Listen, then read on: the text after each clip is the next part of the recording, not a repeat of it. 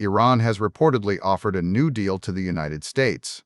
The proposal suggests reopening the Strait of Hormuz in exchange for an end to the naval blockade and a cessation of hostilities, while explicitly pushing nuclear negotiations to a later phase.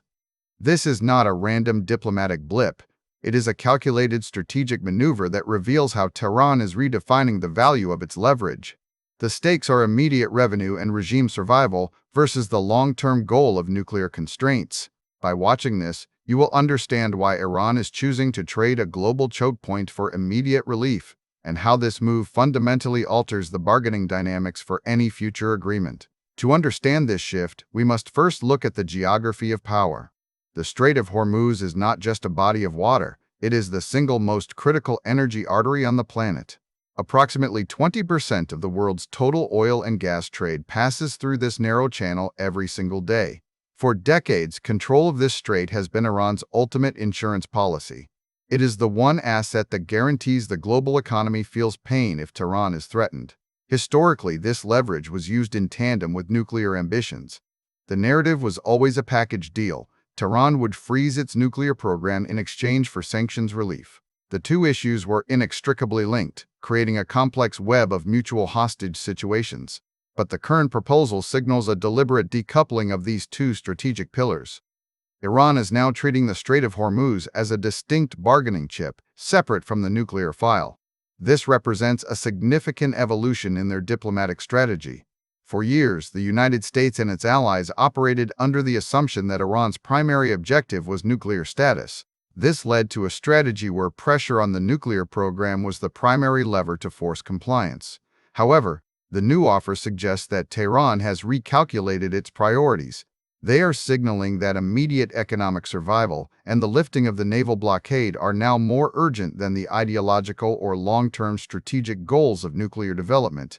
Quick resource note: I keep a curated set of Amazon search links in the description for books, gear, and tools relevant to this channel's topics. Some are affiliate links, so I may earn a commission at no extra cost to you. Please consider supporting the channel by using those links if you find something useful. Here is the thing about this decoupling. It fundamentally changes the incentive structure for Washington. Under the old framework, the United States could apply pressure on the nuclear file, knowing that Iran needed a deal to lift sanctions. But if Iran is willing to trade the strait for a blockade lift without addressing the nuclear program, the leverage shifts. The United States is now faced with a choice between a strategic victory on the nuclear front or immediate economic stability for the global market. If the U.S. accepts a deal to reopen the strait, it risks setting a precedent where strategic choke points are traded for security guarantees, potentially undermining the leverage required for future nuclear negotiations. The timing of this offer is not accidental. It coincides with heightened tensions involving threats against U.S. technology firms and reports of stranded shipping crews. This suggests a coordinated escalation designed to maximize both economic and psychological pressure. By threatening the flow of energy, Iran forces the global economy to feel the cost of the blockade. This creates a feedback loop where the pain of the blockade is felt not just by the Iranian people, but by the international community, including the United States. The message is clear. The cost of maintaining the blockade is rising faster than the cost of conceding to the demand for its removal. This shift from ideological confrontation to pragmatic transactional deals is a hallmark of mature statecraft. Iran is prioritizing immediate relief over long-term constraints. They are effectively saying that the nuclear program is a luxury they can afford to pause, but the strait is a necessity they must protect. This is a recognition that the regime's survival depends on the flow of revenue, not just the prestige of nuclear capability. By postponing nuclear talks, Tehran removes the most contentious and time-consuming element from the negotiation table. They are offering a quick fix to the immediate crisis, leaving the complex, decades-long issue of nuclear enrichment for later.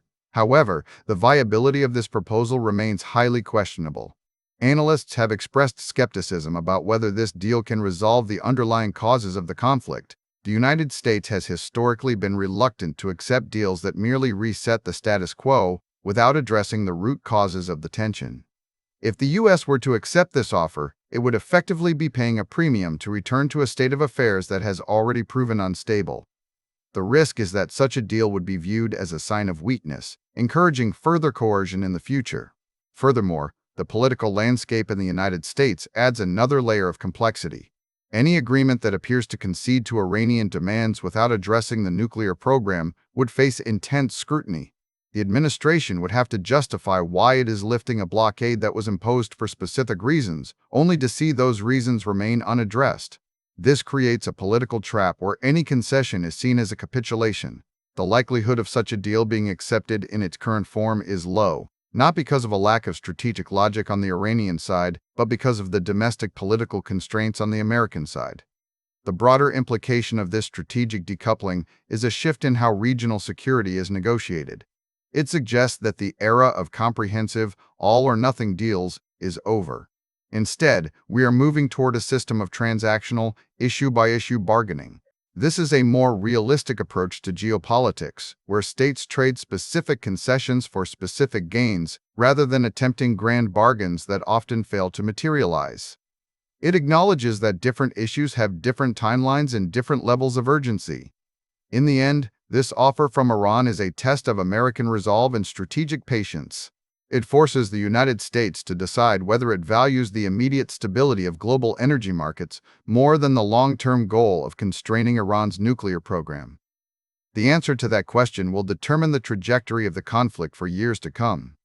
If the U.S. rejects the offer, the blockade continues, and the risk of escalation rises.